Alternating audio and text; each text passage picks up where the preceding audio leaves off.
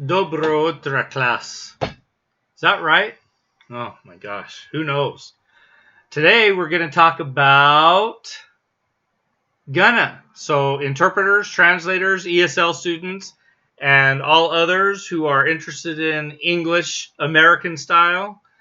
GUNNA is a really common term that you'll hear probably all day, all the time. When I say that, it's not literal. It means you'll hear it often from a number of different people and types of people and in different locations around the country.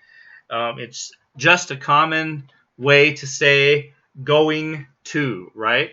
So if I were going to get a taco, I might say I'm going to get a taco. And you might see it spelled, although you shouldn't see it spelled very often, but you might see it spelled as G-O-N-N-A, gonna. I'm going to get a taco, right? But not everybody's going to pronounce it as gonna. Some of us will say, I'm going to get a taco, gonna. And so somebody might want to spell that as G-I-N-N-A, but then if they did that, the G, typically a G is a soft G when it's in front of a vowel like I, right? Because that would make it a soft sound instead of the hard sound like the G in front of an A, where we would say something like gang, Guinea. Would we spell it with an I like Guinness? Like a G-U-I is what I mean, like a Guinness. You guys can let me know that in the comments if you think you would spell Guinea like Guinness. You might also hear it pronounced as gunna. So somebody might say, I'm gonna get a taco, I'm gonna get a taco, I'm gonna get a taco. It all means I'm going to get a taco. But going to, in this case, actually sounds a little formal, doesn't it? I'm going to get a taco sounds different than I'm gonna get a taco, or I'm gonna get a taco. I'm going to get a taco. I'm going to get a taco. Let me see if I can say it with a neutral sound, a neutral tone. I'm going to get a taco. I'm gonna get a taco. I'm gonna get a taco. I'm gonna get a taco. I'm gonna get a taco. Gonna get a taco. Gonna get a taco. Going to get a taco.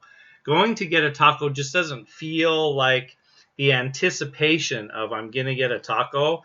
It feels like I'm gonna actually go get a taco. What do you all think? Why don't you leave that in the comments below on if you feel like going to get a taco. I'm going to get a taco, even though we want it to be an anticipation, like, ooh, after work, I'm going to get a taco. I don't know. I don't know. I feel like I should say after work, I'm going to get a taco. Gonna, or I'm gonna. Now, the next question, though, for you all is the gonna, or gonna, is that a regional thing? Or is it just an individual type thing? So if you feel like it's regional, well, actually, why not? You tell us what you say. Do you say, I'm gonna do that, I'm gonna do that, I'm gonna do that? Which is it? And put that in the comments below, and then tell us where you're from so that we know how you are going to pronounce, how you're going to pronounce gonna. How you're going to pronounce gonna. See, going to is a little formal. I feel like when you're going to use going to, you're stepping the register up a bit, and it's making whatever the phrase is a little bit more formal. I'm going to get some milk. I'm going to write my paper. I'm going to write my paper. I'm going to write my paper. Oh no, I got to think about that. Some of that will be related to tone, I'm sure. So, so translators and interpreters, when you have somebody in the other spoken language that is essentially saying they are going to do something, such as I'm going to take the medicine that you prescribed, Ms. Doctor, right? So if the doctor prescribes some kind of medicine, let's just say that it's something for their headache, and they say they're going to in their native other language, and they say they're going to take their medicine. You might say, I'm going to take my medicine, maybe because that's kind of formal enough sounding. I'm going to take my medicine. But you might also say, when they say it in their native language, you are going to turn around and say, yeah, I'm going to take my medicine. No, would I say that to a doctor? I might not. So translators, interpreters, you're going to be thinking about, see that? You're going to be thinking about how you're going to use GUNNA or GUNNA in the overall context. So this is kind of a little bit of an interpreting lesson. Sign language interpreters are hating this right now because if they're actually interpreting this, they want to use the sign for something like, I'm going to do this, right? They're going to use this, which we would tag to the W-I-L-L, will. I will do that. I'm going to. They'll soften the blow a little bit in the will. I will do this. I'm going to do this. Going to do this.